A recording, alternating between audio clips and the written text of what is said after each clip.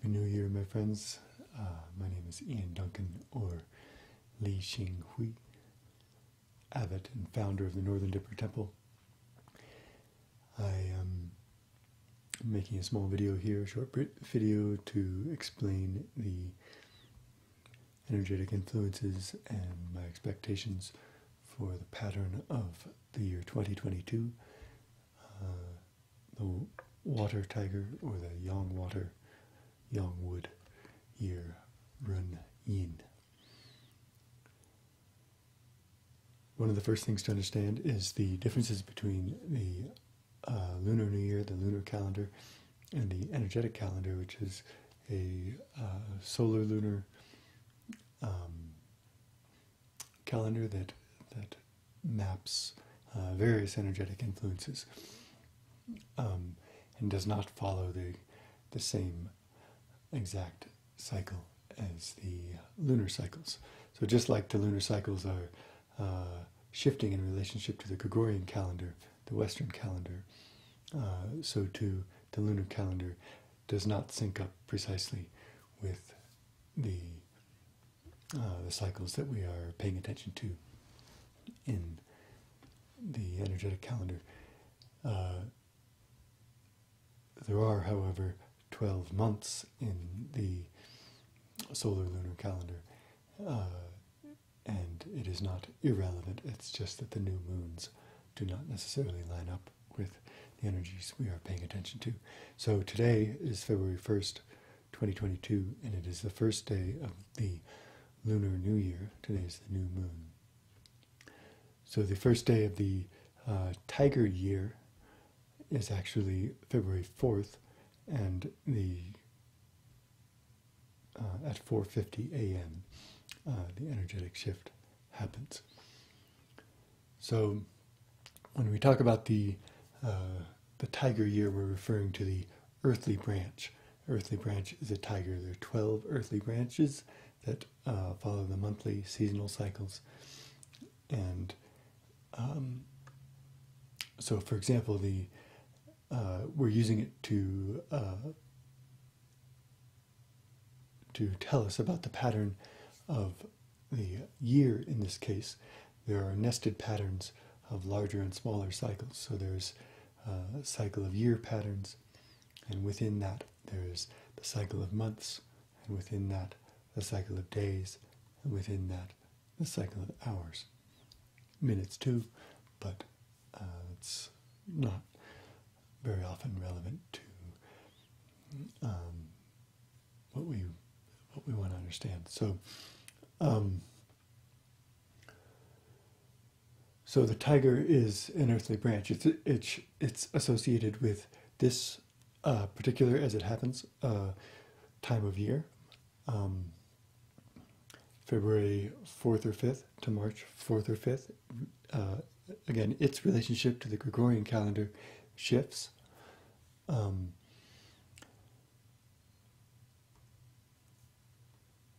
It's associated with springtime, dawn, sudden change, sudden growth. More abstractly, earthquake, thunderbolt, thunder, shaking, breaking through, like a sprout breaking through a seed, or the sprout breaking through the earth, or the earth opening up.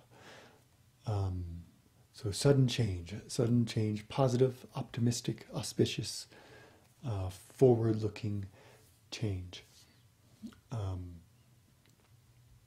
It has as you can hear in the language, it has a kind of volatile way about it.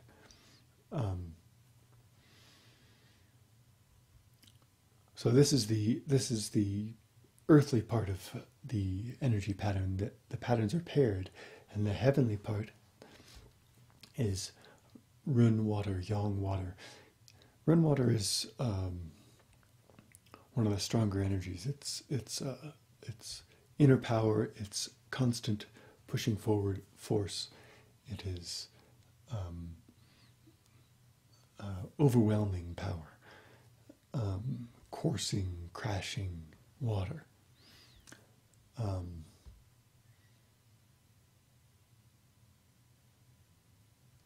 but it is also softness, intelligence, nourishment, wisdom, um, mysterious, dark, deep. And so these two energies are coming together to inform understanding of the year, to really shape our experience. When these two energies come together, they take on a new pattern. 1 + 1 = 3. And they take on new patterns in a few different ways, namely excess wood energy and metal energy. These are two kind of emergent aspects of these two particular energies coming together, the yang water and yang wood, water tiger energies. So with this metal and excess wood energy coming together, we can expect extreme shifts. Metal is sensitive and volatile, right? Sensitive and reactive, and it is also has a cold and dry way about it.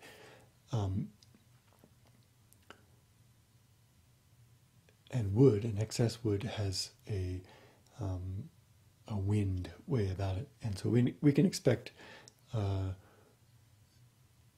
sudden shifts in temperature and weather pattern. We can expect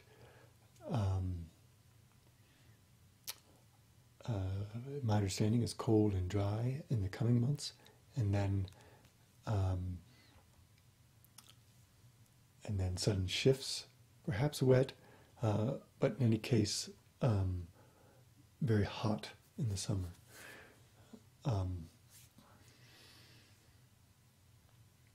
These swings can be challenging for the body. On the one hand, the metal is damaging to new growth, to not yet established things, and the wind is uprooting if one is not well rooted. And so we should expect these weather patterns to manifest in the body equally as in the mind, equally as in the atmosphere and on the land. And so one's heart, one's passions, one's convictions might experience this volatile back and forth as well.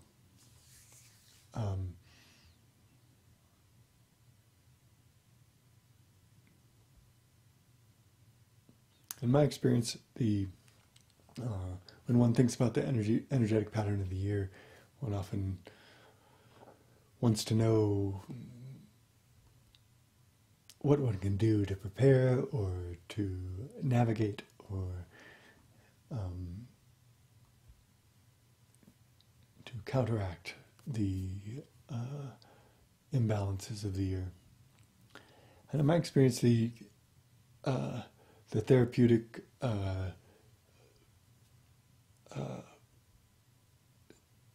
kind of narrow response to an acute imbalance often doesn't play out the way we hope. It can add a layer of complexity instead of simply pushing excess wood back to center somehow. And so I don't, in my practice and in my community, recommend a single therapeutic practice, single point therapeutic practice. And instead I recommend simply continuing your full spectrum practice and including a robust stillness practice, meditation practice. This can be standing, this can be on a cushion, but stillness will always maintain center, maintain the eye of the storm and the turbulence around you. Every person brings a certain energetic makeup to an environmental situation, to an imbalance out there that is being reflected in you. And the layers of complexity are so... the recording cut off, but I'm continuing here with a new recording. I hope I can bring them together. The complexity of an individual meeting their environment is so vast, and there are so many layers that it's almost impossible, really, in my view, to get a simple diagnosis and a simple therapeutic response. So, for this reason, I recommend simply continuing your full spectrum practice.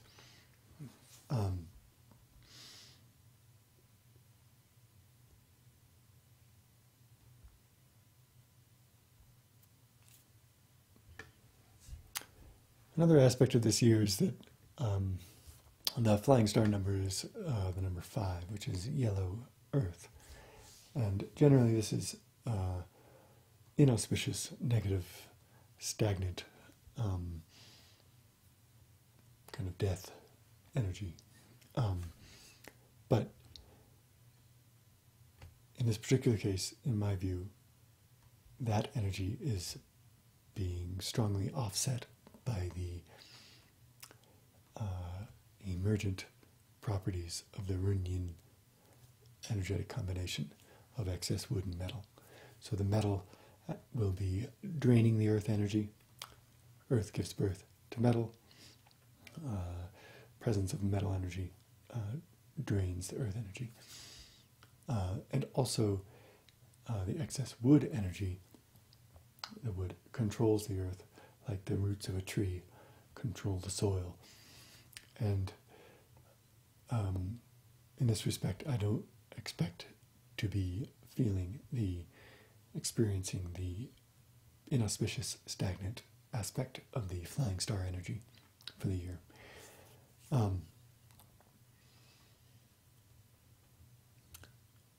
We're coming to, or perhaps have recently experienced, the transition from a 20-year period patterned, that shares a pattern with the flying star number 8, which is expressed by the trigram Gun Mountain, and the flying star energy 9, which is expressed by the trigram Li Fire. These 20-year cycles, of which there are 9, that together make a 180-year cycle. These cycles, it's my understanding, are based on the conjunction of Jupiter and Saturn with respect to the Earth. And that pattern is not precisely 20 years. And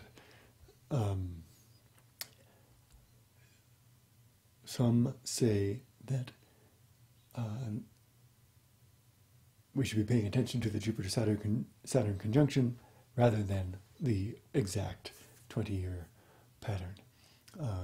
That's persuasive to me, especially in this particular transition that I'm experiencing with awareness of these patterns, because the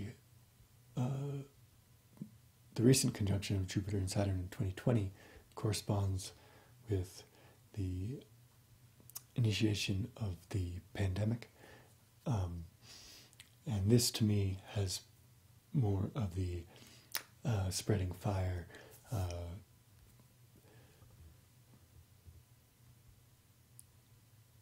the viral aspect has this fire energy.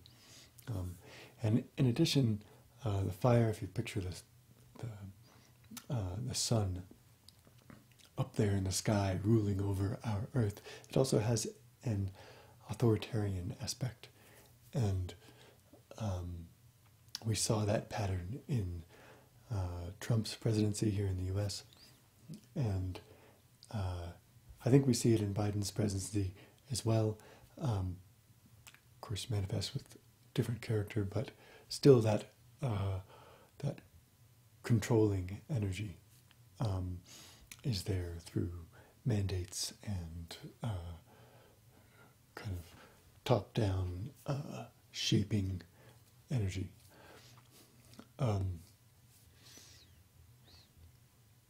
So it's persuasive to me that we are actually now in the 20-year cycle that is expressed by the fire pattern, or the flying star number 9. So that changes feng shui considerations earlier than the traditional transitional point of 2024.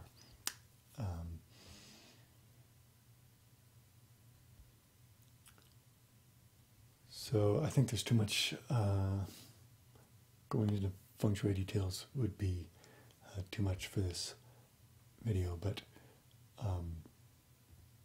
things related to fire become auspicious.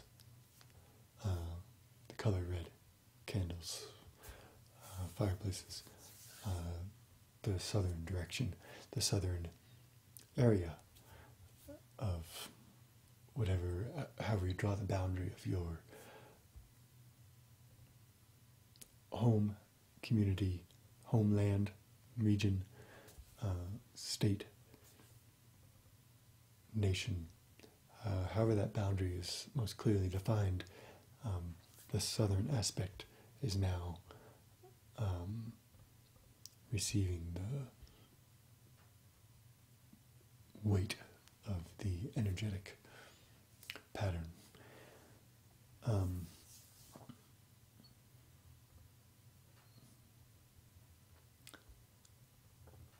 think I'll leave it there for now. If you'd like to join us in class, I can address more specific questions. We hold a weekly group practice that I lead. Don't need to know anything beforehand. We meditate, recite prayers, practice inner alchemy, and then after practice we have a discussion. This is all on Zoom. You can get the Zoom details by signing up for the newsletter on my website, which is ianduncan.org, ianduncan.org. Just sign up for the newsletter and you'll get the Zoom invite. The newsletter currently is a new translation, my translation of a chapter from the Lao Tzu each week, and then I integrate the teaching from that chapter into the guidance for the meditation in the class, which proceeds by an opening meditation, recitation of the morning liturgy of the Chuanjun sect of the Taoist tradition. Depending on timing, could be just meditation or can be a mudra and mantra-based alchemical practice to finish out.